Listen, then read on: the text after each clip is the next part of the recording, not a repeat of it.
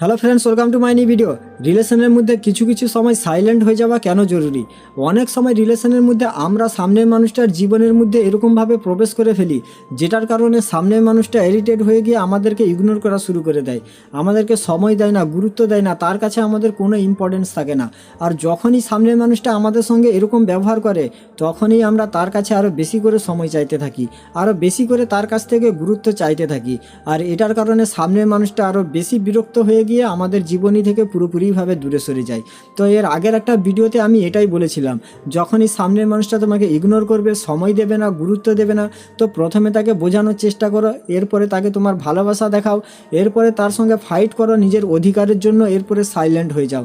তোমার সাইলেন্ট হয়ে যাওয়ার পরেও যদি সে তোমাকে গুরুত্ব না দেয়, সময় না দেয়, তাহলে এরকম মানুষের জীবন থেকে দূরে সরে যাও, এরকম মানুষকে তার রাস্তায় চলতে দাও। তো এই ভিডিওটা দেখে অনেকেই হয়তো বুঝতে ভুল করেছে, অনেকেই অনেক ধরনের কথা বলছে।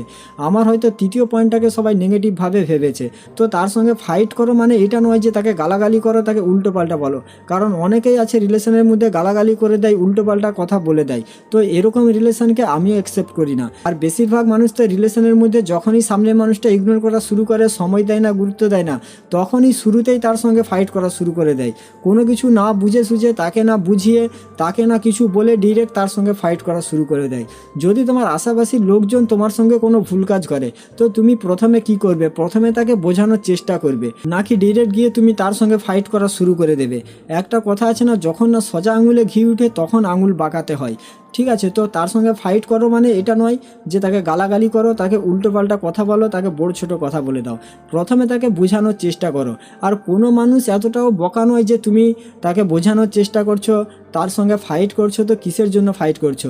অবশ্যই সে এটা জানে যে তুমি কিসের জন্য তার সঙ্গে এইগুলো জিনিস করছো। কারণ এতদিন সে তোমাকে সময় দিচ্ছিল, এতদিন সে তোমাকে গুরুত্ব দিচ্ছিল, কিন্তু এখন আর সে তোমাকে সময় দিচ্ছে না, এখন আর সে তোমাকে গুরুত্ব দিচ্ছে না। তো কেউ এতটা বোকা নয় যে সে এটা বুঝবে না যে তুমি কিসের জন্য তার সঙ্গে এরকম করছো। আর তার কাছে নিজের ভালোবাসা দেখাও। তো তার কাছে নিজের ভালোবাসা দেখাও মানে নয় যে তার কাছে ভালোবাসার ভিক্ষা চাও, চোখের জল নিয়ে নিজের ইমোশন শেয়ার করো। সব কিছুর একটা পদ্ধতি রয়েছে। কারণ তুমি যখন কোনো মানুষকে বোঝানোর চেষ্টা করো, যখন কাউকে বুঝাও, তখন তোমার কথা বলার ধরন একটা আলাদা থাকে। যখন তুমি তাকে তোমার ভালোবাসা দেখাবে, তখন তোমার কথা বলার ধরন একটা আলাদা থাকবে। নর্মালিভাবে তুমি তাকে এটা বোঝাতে পারবে যে তুমি তাকে কতটা ভালোবাসো। তার কাছে কোনো চোখের জল ফেলার দরকার নেই, তার কাছে কোনো ইমোশন শেয়ার করার দরকার নেই। ঠিক আছে, তার সঙ্গে ফাইটও একই রকমভাবে করো। এর মানে এটা নয় যে তাকে গালাগালি করে দাও, তাকে উল্টোপাল্টা বলে দাও। অনেকেই আবার এখানে এটা বলবে যে না, আমি ফাইট করবো না, আমি ওর পিছনে পড়ে থাকবো, একদিন না একদিন ওর মন পাল্টে যাবে, ও অটোমেটিক আমার কাছে ফিরে চলে আসবে। তো ভাই, তুমি তাকে ভালোবাসা দিয়ে তাকে পরিবর্তন করতে পারছো না, আর এমনি এমনি সে পাল্টে যাবে? অনেকে এরকম মনে করে থাকে যে আমি যদি ওর সঙ্গে ফাইট করি, ও আমার থেকে দূরে সরে যাবে। কারণ তোমার মধ্যে তাকে হারানোর ভয় ঢুকে বসে আছে। তুমি তাকে হারানোর ভয়ে তুমি তাকে কিছু বলতে পারছো না। তুমি তাকে সব কিছু জানার পরেও তুমি চুপচাপ সব কিছু দেখছো, যে তোমার চোখের সামনে সে অন্য কাউকে হয়তো মেসেজ করে দিচ্ছে, কাউকে কল করে দিচ্ছে। তুমি সব কিছু জানার পরেও চুপচাপ আছো, তার পিছনে তুমি দুম হিলাতে আছো। তুমি এটা ভাবছো যে ও যদি আমাকে ওর জীবনে চাকরও বানিয়ে রাখে, তাও আমি ওর জীবনে থাকতে রাজি, কিন্তু ও শুধু আমার সঙ্গে একটু কথা বলুক, আমাকে একটু ভাও দিক। আর এটা ভেবে তুমি তাকে কোনো কিছুই বলতে চাচ্ছ না। তো ভাই, এরকম তুমি তার পিছনে দুম হিলাতেই থেকে যাবে, সে তোমার পিছনে আরও 10 জনের সঙ্গে কাজ সেরে নেবে। তুমি শুধু দেখতেই থাকবে যে সে তোমার সঙ্গে কী করে। আর এরকমভাবে একদিন তুমি তার জন্য অপেক্ষায় থেকে যাবে, আর সে তোমাকে ছেড়ে সে অন্য কারোর সঙ্গে চলে যাবে। তো ভাই, নিজের অধিকার নেওয়ার জন্য কখনো কখনো ফাইটও করতে হয়। ঠিক আছে, তার অসুবিধা কথায়, কী সমস্যা, কিসের কারণে সে তোমাকে সময় দিচ্ছে না, এটা তো তাকে তুমি বলতে পারবে না। আমি ওকে কিছুই বলবো না, আমি তো ওর গোলাম হয়ে থাকবো, চাই চাকর হয়ে থাকবো, আমি ওর পিছনে দুম হিলাতে থাকবো। ওর মন পাল্টে যাবে একদিন না একদিন, ও আমার কাছে ফিরে চলে আসবে, আমাকে ভালোবাসা শুরু করে দেবে। তো ভাই, এরকম স্বপ্ন দেখা বন্ধ করে দাও। ঠিক আছে, জেগে জেগে এরকম স্বপ্ন দেখো না। মানুষ ঘুমন্ত অবস্থায়ও এরকম স্বপ্ন দেখে না। ঠিক আছে, কারণ কোনো মানুষ কখনোই পরিবর্তন হয় না যতক্ষণ না পর্যন্ত সে নিজে না পরিবর্তন হতে চাইবে। তাকে ভালোবেসেছো মানে তাকে হারানোর দমও রাখো, যে ও যদি আমার জীবন থেকে চলে যায়, আমি নিজেকে সামলাতেও পারবো, আমার জীবন এরকমভাবে শেষ করে দেব না। কারণ এই পৃথিবীতে তুমি একাই ভালোবাসা করনি, তোমার মতো হাজার হাজার মানুষ, লাখ লাখ মানুষ, কোটি কোটি মানুষ ভালোবাসা করেছে, যাদের ব্রেকআপ হয়েছে। তোমার এই ভাইয়ের ব্রেকআপ স্টোরি শুনলে তোমাদের চোখে জল এসে যাবে।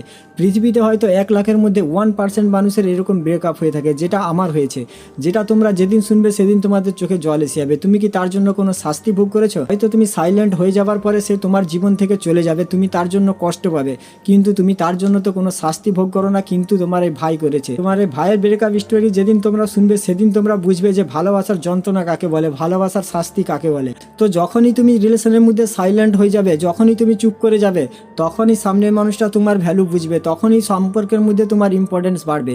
ধরে নাও প্রতিদিন আমি তোমাকে একটা করে চকলেট দিচ্ছি, এরকমভাবে যদি আমি তোমাকে 10 দিন 15 দিন কন্টিনিউ এরকম একটা করে চকলেট দিয়ে যাই, তারপরে যদি আমি তোমাকে হঠাৎ করে দেওয়া বন্ধ করে দিই, তখন তুমি এটা ভাববে কি ভাববে না যে আজকে কি হলো, হঠাৎ করে ও আমাকে চকলেট দিচ্ছে না? অবশ্যই তুমি ভাববে, তোমার মাইন্ড তোমাকে এটা ভাবতে বাধ্য করে দেবে। আর এইরকমভাবেই আমি এটা বলেছিলাম যে প্রথমে তার মনে একটা ভালোবাসার দাগ টেনে দাও, একটু ভালোবাসা তার মনে জাগিয়ে দাও, এরপরে তুমি তার থেকে দূরে সরে যাও, এরপরে তুমি সাইলেন্ট হয়ে যাও। তো যখনই তুমি সাইলেন্ট হয়ে যাবে, সে তোমাকে নিয়ে ভাবতে বাধ্য হয়ে যাবে, তার মাইন্ড তাকে ভাবতে বাধ্য করে দেবে যে কিসের জন্য ও সাইলেন্ট হয়ে গেল, হঠাৎ করে কি হয়ে গেল, ও আমাকে কল করছে না, ও আমাকে মেসেজ করছে না।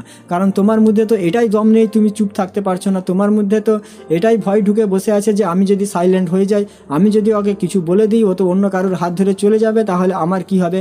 তো নিজের মধ্যে দমও এতটা রাখতে হবে, ভালোবাসা করেছো যখন, যে ও যদি চলেও যায় চলে যাক, কারণ যে তোমার সে তোমারই থাকবে, যে তোমার না তুমি তাকে হাজার চেষ্টা করেও তাকে তুমি তোমার কাছে রাখতে পারবে না, ঠিক আছে? আর যে তোমাকে ভালোবাসে সে তোমাকে এমনিতেই ভালোবাসবে, সে তোমার পিছনে আরও 10 জনকে মেসেজ করবে না, আরও 5 জনকে মেসেজ করবে না, আরও 5 জনের সঙ্গে কথা বলবে না, ঠিক আছে?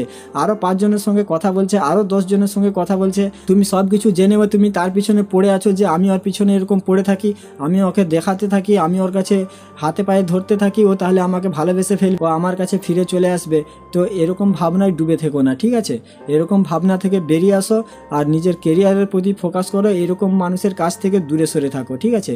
সাইলেন্ট হয়ে যাওয়ার পরেও যদি সমস্যার সমাধান না হয়, সে যদি তোমার জীবনে ফিরে আসতে না চায়, তাহলে এটাই ভেবে নাও যে সে তোমার জন্য ছিল না, ঠিক আছে? সে তোমার জন্য ছিল না, সে তোমার জীবন থেকে চলে গেছে, তাকে তার মতো থাকতে দাও, তুমি তোমার মতো থাকো, নিজের কেরিয়ারের প্রতি ফোকাস করো, নিজের গোলসের প্রতি ফোকাস করো, ঠিক আছে? তো আজকের ভিডিওটা এখানেই শেষ করছি, সবাই ভালো থাকবেন। ভিডিও ভালো লাগলে চ্যানেলটা সাবস্ক্রাইব করে রাখবেন, আর ভিডিওটা বন্ধুবান্ধবদের সঙ্গে অবশ্যই শেয়ার করে দেবেন।